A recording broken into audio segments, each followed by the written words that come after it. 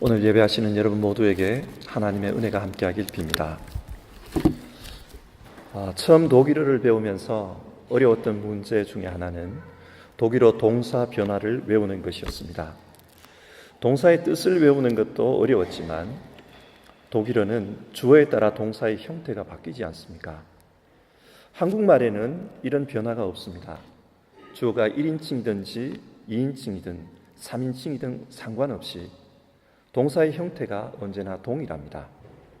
그러나 독일어는 ich gehe, du gehst, er geht처럼 주어에 따라 동사의 형태가 바뀝니다. 그뿐만 아니라 불규칙 동사의 경우 외울 것이 더 많아집니다. Ich fahre, du fährst, er fährt처럼 말입니다. 한국어와 독일어를 비교해 볼 때 독일어는 주어의 영향이 아주 큰 언어인 것 같습니다. 주어가 서술어의 형태를 결정하기 때문입니다. 서술어 입장에선 주어가 아주 중요합니다. 그런데 생각해 보면 믿음도 그렇습니다. 믿음의 조상 아브라함을 예로 들어보겠습니다. 하나님께서 아브라함에게 이런 말씀을 하십니다. 내가 너로 큰 민족을 이루고 내게 복을 주고 네 이름을 창대하게 하리라. 여러분, 이 문장의 주어가 누구입니까? 내가, 즉 하나님입니다. 그러면 서술어에 해당되는 부분, 큰 민족이 되는 것, 복을 받는 것, 이름이 창대하게 되는 것은 누구의 몫입니까? 아브라함입니다. 아브라함이 서술어입니다. 하나님은 아브라함을 부르시면서 아브라함에게 큰 민족이 되게 하겠다고 약속하셨습니다. 그러나 아브라함은 자녀가 없었습니다. 그의 아내는 자녀를 낳을 수 없는 상태였습니다. 그러니까 큰 민족이 될 수가 없습니다. 그런데 하나님이 개입하셔서 결국은 큰 민족이 되었습니다. 얼마나 큰 민족이 되었는지 출애굽기를 보면 파라오가 이스라엘의 남자아이가 태어나면 나일강물에 던져 죽이라고 명령할 정도로 큰 민족이 되었습니다. 보십시오. 문장의 주어이신 하나님이 문장의 서술어에 해당되는 아브라함의 인생을 바꾸셨습니다. 그래서 아브라함을 통해 하나님의 약속이, 하나님의 뜻이 서술어로, 현실로 나타나게 되었습니다. 여기서 우리가 믿는 믿음에 대해 생각해 봅시다. 성경이 믿음의 조상 아브라함을 통해 말하는 믿음이 무엇입니까? 믿음은 역사의 주어이신 하나님께서 우리 인생의 모습을 만들어 간다는 것을 믿는 것입니다. 그래서 우리는 하나님이 만들어 가시는 역사의 서술어가 됩니다. 하나님이 주어이시고 우리가 그의 서술어가 되는 것, 여기에 믿음이 있습니다. 교회도 그렇습니다. 오늘 읽은 본문은 예루살렘에서 생겨난 최초의 교회에 대한 이야기입니다. 여러분, 최초의 교회가 어떻게 생겨났습니까? 예루살렘 교회는 오순절에 있었던 엄청난 사건에서 시작되었습니다. 예수님을 따르던 제자들이 다락방에서 함께 기도하고 있을 때 갑자기 성령이 임했습니다. 이것은 사람들이 의도한 일이 아니었습니다. 계획한 일도 아니었습니다. 성령 하나님께서 주권적으로 임하신 것입니다. 그리고 이들은 교회를 세우기 위해 수개월 전부터 준비 작업을 하고 있었던 것이 아닙니다. 사람들을 동원해서 대규모 집회를 하려고 준비했던 것도 아니었습니다. 이들은 극도의 무력감과 연약함 속에서 단지 기도하고 있었을 뿐입니다. 그런데 이들에게 엄청난 능력이 임했습니다. 그러자 제자들이 권세 있게 말하기 시작했고 베드로의 설교 한 번에 3,000명이 회개하고 세례를 받는 일이 일어났습니다. 결코 이 모든 것은 사람들이 의도한 일이 아니었습니다. 이처럼 예루살렘 교회의 탄생 과정은 철저히 하나님이 주도하셨습니다. 하나님이 주어이셨습니다. 그렇다면 여러분, 주어이신 하나님이 만드신 서술어, 즉 예루살렘 교회는 어떤 모습이었습니까? 이 질문이 중요한 이유는 예루살렘 교회가 모든 교회의 원형이기 때문입니다. 우리는 예루살렘 교회를 통해서 하나님이 원하셨던 교회의 모습을 생각해 볼 수 있습니다.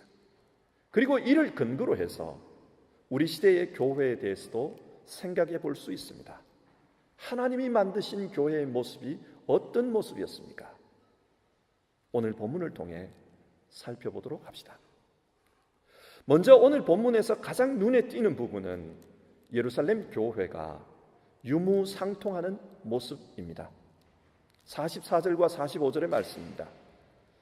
믿는 사람들이 다 함께 있어 모든 물건을 서로 통용하고 또 재산과 소유를 팔아 각 사람의 필요를 따라 나누어 주며, 일반적인 사람들의 본성은 더 가지고 싶다입니다. 사람들은 더 많은 것을 가지기 위해 노력합니다. 그런데 교회는 반대로 자기 소유를 팔아 다른 사람에게 나누어 주었습니다. 그래서 부족한 사람이 없도록 했습니다. 성경에는 교회 이야기가 아주 많이 나옵니다만 이런 형태의 나눔을 실천한 경우는 예루살렘 교회가 유일합니다. 어떻게 이것이 가능했을까요? 그들은 왜 이렇게 했을까요? 성경 속에서 단서를 찾아봅시다. 42절과 46절에 그들이 떡을 떼며 라는 말이 반복되고 있습니다. 여기서 떡을 떼는 일은 성찬식을 의미합니다. 그런데 이 부분을 헬라어로 보면 두 곳 모두 프로스칼테레오라는 단어가 사용되고 있습니다. 이 단어는 계속해서 열중하다, 항상 힘쓰다, 그런 뜻입니다. 그러니까 예루살렘 교회 사람들은 모일 때마다 항상 성찬식에 열심을 냈다는 말입니다. 여러분, 성찬식이 무엇입니까? 고린도전서 11장 23절에서 26절은 성찬식에 대해 이렇게 말씀합니다. 내가 여러분에게 전해준 것은 주님으로부터 전해받은 것입니다. 곧 주 예수께서 잡히시던 밤에 빵을 들어서 감사를 드린 다음에 떡을 떼시고 말씀하셨습니다. 이것은 너희를 위하는 내 몸이다. 이것을 행하여 나를 기억하여라. 식후에 잔도 이와 같이 하시고서 말씀하셨습니다. 이 잔은 내 피로 세운 새 언약이다. 너희가 마실 때마다 이것을 행하여 나를 기억하여라. 그러므로 여러분이 이 빵을 먹고 이 잔을 마실 때마다 주님의 죽으심을 그가 오실 때까지 선포하는 것입니다. 이 상에서 보면 성찬식은 예수님께서 명령하신 것입니다. 왜 명령하십니까? 이 빵을 먹고 이 잔을 마실 때마다 주님의 죽으심을 선포하기 위해서입니다. 그러면 왜 주의 죽으심을 매번 모일 때마다 그렇게 선포하려고 합니까? 여기에 기독교 복음의 핵심이 있기 때문입니다. 로마서 1장 18절은 인간의 현실을 이렇게 말씀합니다. 하나님의 진노가 불의한 행동으로 진리를 가로막는 사람의 온갖 불경건함과 불의함을 겨냥하여 하늘로부터 나타납니다. 그렇습니다. 인간은 하나님의 진노 아래에 있었습니다. 이것이 인간의 현실이었습니다. 그러나 하나님께서는 예수님을 속죄제물로 내어주셔서 인간을 구원하고자 하셨습니다. 베드로전서는 그 구원을 이렇게 말씀합니다. 그는 우리의 죄를 자기 몸에 몸소 지시고서 나무에 달리셨습니다. 그것은 우리가 죄에는 죽고 의에는 살게 하시려는 것이었습니다. 그가 매를 맞아 상함으로 여러분이 나음을 얻었습니다. 예수님의 십자가로 말미암아 우리는 죄에 대해서 죽고 의에 대해서 살게 되었습니다. 성찬식은 예수님의 죽음으로 말미암아 우리의 인생이 구원 얻었음을 기억하는 것이었습니다. 자, 보십시오. 우리는 예수님의 희생에 의해 구원을 얻었습니다. 사람들은 성찬식을 통해 이 사실을 잊지 않았습니다. 그리고 예수님이 자신의 희생을 통해 우리를 구원하셨듯이 예수님의 몸인 교회 역시 자기 희생을 통해 다른 사람을 돕고자 했던 것입니다. 내 재산을 내놓음으로, 내 소유를 희생함으로 가난한 자들도 부족함 없이 살 수 있도록 말입니다. 이렇게 보면 교회는 주어이신 하나님께서 만들어 가신 서술어입니다.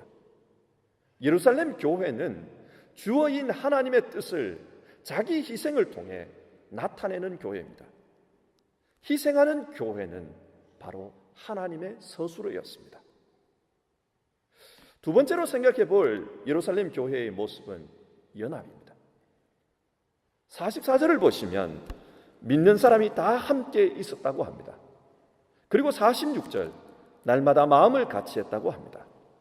마음을 같이 하는 것, 헬라어로 호모튀마돈인데 한 마음 한 뜻이었다는 말입니다.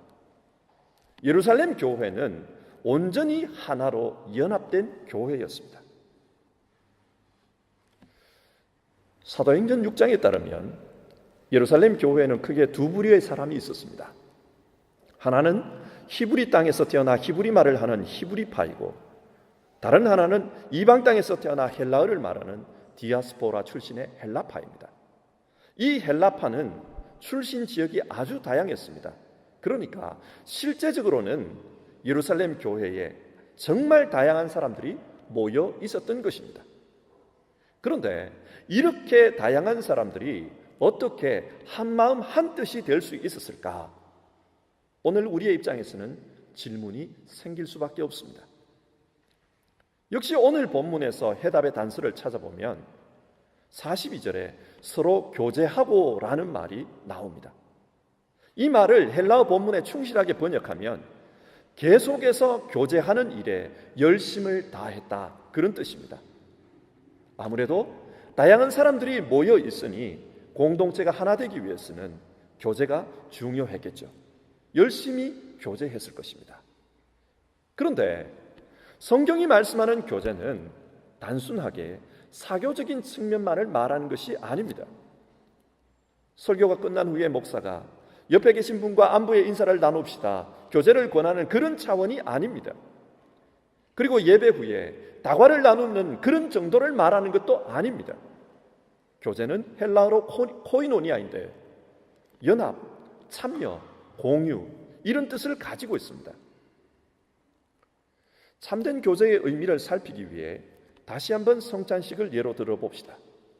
여러분, 주님께서 왜 성찬식을 하라고 했습니까? 이것은 너희를 위하는 내 몸이다. 이것을 행하여 나를 기억하라. 이 잔은 내 피로 세운 새 언약이다. 너희가 마실 때마다 이것을 행하여 나를 기억하라. 주님은 성찬식을 통해 주의 몸과 피로 세운 새 언약을 기억하라고 하셨습니다. 새 언약, 분트입니다. 주님은 분트를 기억하라고 하셨습니다. 보십시오. 우리가 빵을 먹으면 그 빵이 내 안에 들어와 소화되고 흡수되어 내 몸과 내 피가 됩니다. 빵이 나와 하나가 됩니다. 이처럼 예수님도 믿음 안에서 우리와 하나가 됩니다. 연합이 됩니다. 그래서 우리는 예수 생명, 영원한 생명을 공유합니다. 주의 생명에 우리도 참여합니다. 그리고 예수님의 하나님 아들 되심, 즉 하나님 자녀의 지위에 우리도 참여합니다. 성경이 말씀하는 교제는 이런 심오한 의미가 있습니다. 우리의 영적인 삶에서 주님과의 연합, 참여가 이루어집니다. 이것이 성경이 말씀하는 교제입니다. 그런데 이런 교제가 이루어지기 위해선 전제되어야 할 것이 있습니다. 뭡니까? 바로 내려놓음입니다. 예를 들어 봅시다. 오늘 읽은 사도행전은 누가가 기록했습니다. 누가는 누가복음과 사도행전을 기록했는데 이 두 글에는 수신자가 분명하게 나옵니다. 데오빌로라는 사람입니다. 그런데 이 데오빌로를 부르는 호칭이 두 글에서 각각 서로 다르게 기록되고 있습니다.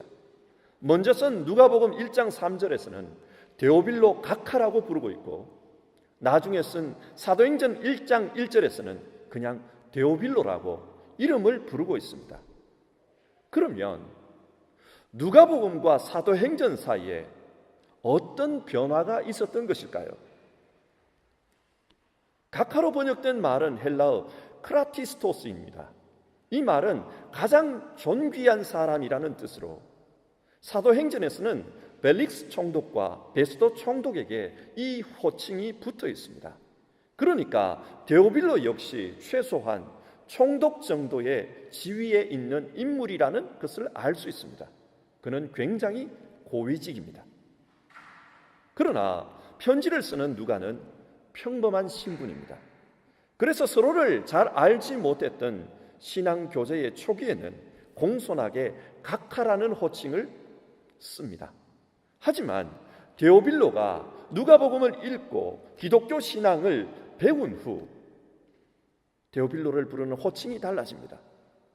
서로 이름을 부르는 그런 관계가 되었습니다. 데오빌로는 신앙을 알고 난 후 교회 안에서 자기의 세상적 지위를 내려놓았습니다. 자신이 가지고 있는 특권을 내려놓았습니다. 신앙 안에서는 모두가 하나님 앞에 동등한 자녀임을 알았기 때문입니다. 그래서 평범한 신분의 누가와 친구가 되었습니다. 교제란 이런 것입니다. 신앙 안에서 내려놓음입니다. 이렇게 내려놓으니까 예루살렘 교회의 다양한 사람들도 하나가 될 수 있었습니다. 부자와 가난한 자가 하나 될 수 있었습니다. 서로 다른 출신이 하나 될 수 있었습니다. 연합은 자기를 내려놓을 때 가능합니다. 원래 예수님은 지극히 높으신 하나님의 본체였지만 자기를 비워 인간이 되셨습니다. 그래서 우리와 연합하셨습니다. 이처럼 예수님의 몸인 교회 역시 내려놓음으로 다양한 지체들과 하나로 연합했습니다. 주어가 스스로의 모습을 만들어가고 있는 것을 우리는 예루살렘 교회를 통해 확인합니다. 자, 이상의 말씀을 정리해 봅시다. 예루살렘 교회는 교회의 주인이신 예수님을 본받아 자기 희생과 연합의 모습을 보여줍니다. 하나님께서 하나님의 모습을 닮은 교회를 이 땅에 세우셨던 것입니다. 그 결과가 어떻게 되었습니까? 본문 47절입니다. 온 백성에게 칭송을 받으니 많은 사람들이 교회를 보면서 칭찬했습니다. 그리고 주께서 구원받는 사람을 날마다 더하게 하시니라. 많은 사람이 교회로 몰려왔습니다. 왜 사람들이 교회로 몰려왔을까요? 예루살렘 교회를 보면서 이 공동체는 정말 하나님의 공동체구나, 하나님이 여기서 역사하고 계시구나, 그것을 느꼈기 때문입니다. 다르게 말하면 교회가 주어이신 하나님의 서술어로서 보였기 때문입니다. 이 말씀을 오늘 우리의 상황에 적용해 봅시다. 여러분, 오늘날의 교회는 어떠해야 할까요? 하나님이 주인이 되는 교회가 되어야 합니다. 하나님이 주인이 되는 교회의 반대는 사람이 주인 역할을 하는 교회입니다. 고린도 교회는 성령의 역사가 정말 강했던 교회입니다. 그래서 고린도전서는 성령의 은사에 대한 이야기가 많이 나옵니다. 그런데 그 은사 때문에 이 교회는 분열되고 말았습니다. 서로 자기 은사를 자랑합니다. 그리고 바울파, 아볼로파, 게바파, 그리스도파 분열을 일삼았습니다. 이런 분열의 궁극적인 원인이 어디에 있습니까? 사람을 주인으로 세우려 했기 때문입니다. 아니, 좀 더 정직하게 말하면 자기가 주인이 되기 위해 자기가 좋아하는 사람을 지도자로 내세웠던 것입니다.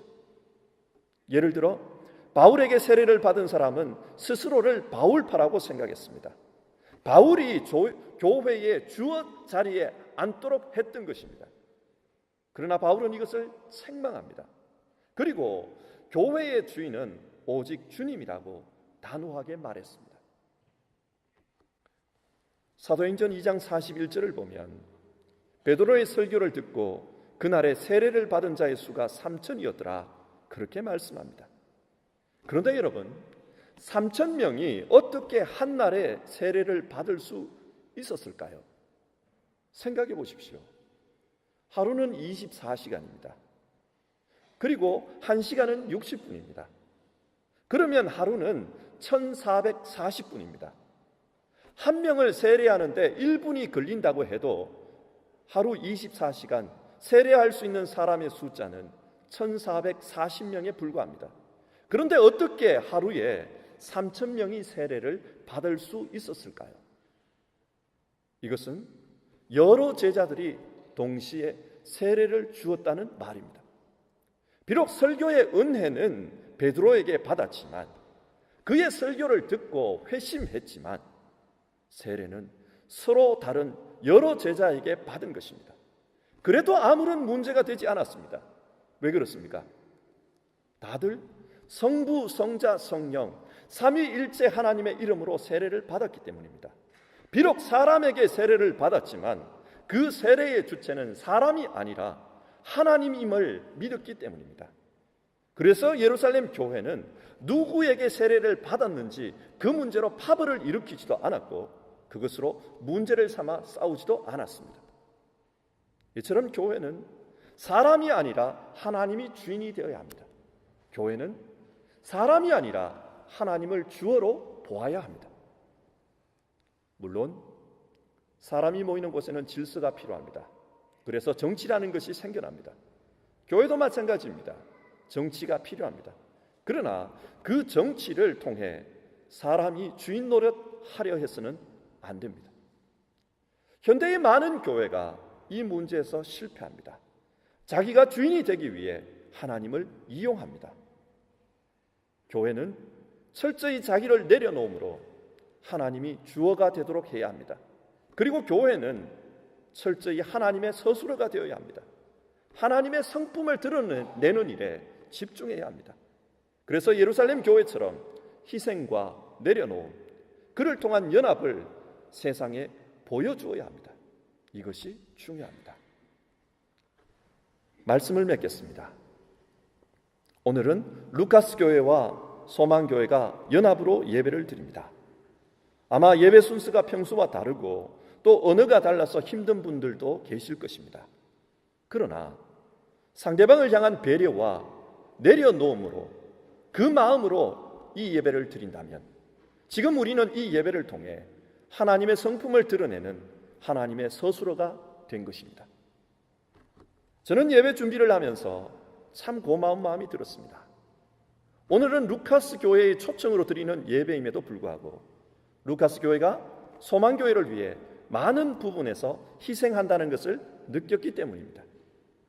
또 소망교회는 30년째 루카스 교회 건물에서 예배를 드리고 있습니다. 루카스 교회 입장에서 생각하면 불편한 부분도 많았을 것인데 지금까지 늘 참아주고 배려해 주었습니다. 분명 내려놓음이 있었을 것입니다. 그래서 두 교회가 이렇게 함께 연합 예배를 드릴 수 있습니다. 그리고 첫 번째 아드벤트 주일에 함께 바자를 하지 않습니까? 연합입니다. 교회가 주님의 이름으로 희생하고 내려놓고 연합하는 이런 주님의 성품을 드러내면 하나님께서 우리를 통해 하나님의 뜻을 이루어 가실 것입니다. 사도행전은 주이신 하나님께서 서술어인 교회를 통해 이루어 가신 역사를 기록한 것입니다. 우리 두 교회 모두 하나님의 서술어가 되는 교회이길 주님의 이름으로 축원합니다. 그래서 주이신 하나님의 역사가 우리 시대에도 계속 기록되어서 가길 주님의 이름으로 소망합니다. 기도하겠습니다. 하나님 아버지, 우리의 인생에서 주어는 하나님입니다. 우리가 믿는 믿음 안에서 믿음의 주어도 하나님입니다. 그리고 우리가 신앙하는 교회 안에서도 주어는 하나님입니다. 하나님께서 일하셨고 또 일하고 계심을 믿습니다. 우리는 하나님께서 이끌어 가시는 영역에서 주어가 만들어가는 서술어이기를 원합니다. 하나님의 성품을 드러내는 교회이길 원합니다. 희생과 내려놓음 그리고 연합, 하나님의 성품을 잘 드러내는 루카스 교회와 소망교회 되게 하옵소서. 오늘 이 예배를 통해 함께 연합하게 하심을 감사드리며 예수님의 이름으로 기도드립니다. 아멘.